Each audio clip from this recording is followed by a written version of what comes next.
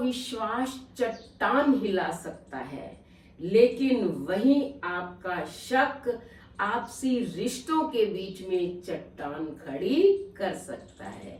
इसलिए शक मत कीजिए। राधे राधे। शर्मा जी की कहानी चैनल पर आप सबका हार्दिक हार्दिक स्वागत, अभिनंदन। हमें कभी भी जो है संदेह नहीं करना चाहिए। बड़े हैं, माता पिता हैं, उन पर विश्वास करो, गुरु पर विश्वास करो। पत्नी को सदैव अपने पति की बातों पर विश्वास करना चाहिए। जो नहीं करती हैं उनकी वही हालत होती है जो सती की हुई। देखो, भोले बाबा महादेव सीधे हैं और जो उन्होंने कह दिया वो सत्य वचन होता है, लेकिन सती ने उनके वचनों पर विश्वास नहीं किया, जिसके कारण भोले बाबा को उनका त्याग करना पड़ा। और अंत में क्या परिणाम निकला मैं आपको बताती हूँ। ये बात उन दिनों की है जब भगवान श्री राम जी को वनवास हो गया था और वो वन में भटक रहे थे। सीता जी का हरण भी हो गया था। राम और लक्ष्मण उनके गृह के अंदर व्याकुल जंगल में भटक रहे थे। उन्हीं दिनों महादेव सती के साथ भ्रमण करने के लिए दंडक अरण्य में आ गए। वहां भोले बाबा ने भगवान राम को देखा, वो तुरंत पहचान गए और उन्होंने हाथ जोड़कर प्रणाम किया। लेकिन सती के मन में संदेह हो गया कि देवों के देव महादेव और एक साधारण से तपस्वी को प्रणाम कर रहे हैं, क्योंकि पूरा विश्व महादेव को प्रणाम करता है। तब उन्होंने भोले बाबा से पूछा कि भगवान, आपने इस साधारण से इंसान को जो है प्रणाम क्यों किया? तो महादेव ने बताया कि देवी, भगवान विष्णु ही श्री राम के रूप में अवतार ले चुके हैं। ये त्रेता युग चल रहा है, ये दशरथ नंदन श्री राम है और ये इनके भाई लक्ष्मण है जो शेष जी के अवतार हैं। लेकिन सती को ये बात हजम नहीं हुई। भगवान श्री राम और पत्नी के विरह में व्याकुल हो रहे हैं, ये कैसे हो सकता है? अब उसका संदेह बढ़ता गया तो भोले बाबा ने कहा कि अगर तुम्हें मेरे वचनों पर विश्वास नहीं है तो तुम जाकर परीक्षा ले लो और देखो कि वो सती जो है अविश्वास करके पति के वचनों पर परीक्षा लेने चली गई। लेकिन वो सोचती है कि मैं परीक्षा लूं तो कैसे लूं कि ये भगवान विष्णु के अवतार हैं या नहीं हैं। उन्होंने क्या किया, सीता का रूप ही धारण कर लिया और जहां भगवान राम और लक्ष्मण थे वहां चली गई। भगवान राम की दृष्टि जैसे ही सती पर पड़ी, वो तो अंतर्यामी है, उन्होंने पहचान लिया। हालांकि लक्ष्मण ने भी बड़ी हैरानी से उन्हें देखा कि ये सती को हो क्या गया है, लेकिन लक्ष्मण तो नहीं बोले। भगवान राम ने माता कहकर उन्हें प्रणाम किया और कहा कि माता, यहाँ जंगल में आप क्यों भटक रही हैं, किस लिए आई हैं और भोले बाबा कहाँ हैं? आप अकेली विचरण कर रही हैं। अब इतना कहना था कि सती तो पानी पानी हो गई।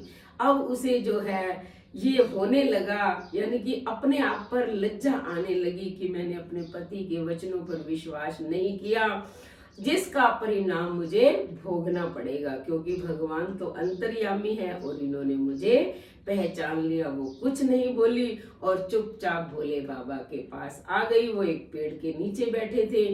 भोले बाबा ने देखा कि सती बहुत दुखी है, कि कुछ ना कुछ तो हुआ है। वो तो अंतर्यामी है, समझ गए, लेकिन फिर भी पूछा कि बताओ देवी, तुमने कैसे परीक्षा ली? तो सती ने यहाँ भी झूठ बोल दिया और कहने लगी, प्रभु, मुझे आपके वचनों पर विश्वास है, मैंने तो आप ही की तरह प्रणाम किया और आ गई।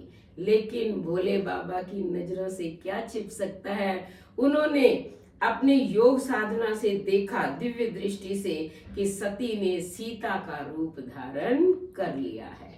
अब भोले बाबा, जिसने माता का रूप धारण कर लिया हो, क्योंकि भोले बाबा जो है सीता माता को माता मानते हैं और भगवान राम सती को माता मानते हैं।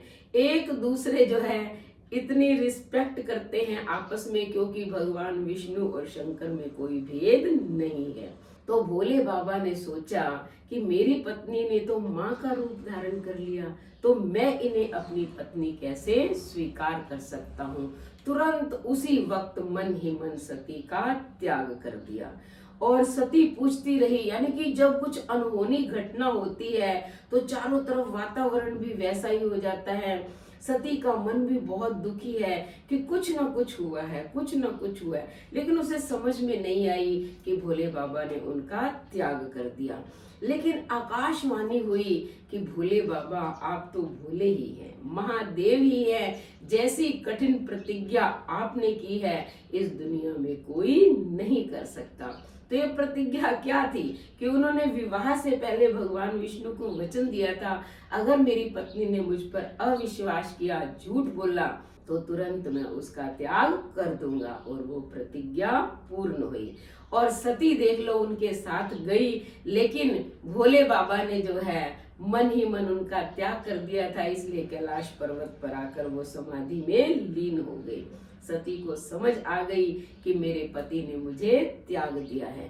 जब उनकी समाधि खुली तो भोले बाबा ने सती को अपने सामने स्थान दिया, क्योंकि अब अपने मांग में स्थान नहीं दे सकते, उसे पत्नी का दर्जा नहीं दे सकते, सामने बिठाया, बहुत अच्छी अच्छी कथा कहानियां सुनाई, लेकिन उन्हें जो है मन की संतुष्टि नहीं हुई सती को, क्योंकि वो दुखी थी अपने पति के त्याग देने से। उन्हीं दिनों देखो दक्ष प्रजापति ने यज्ञ किया।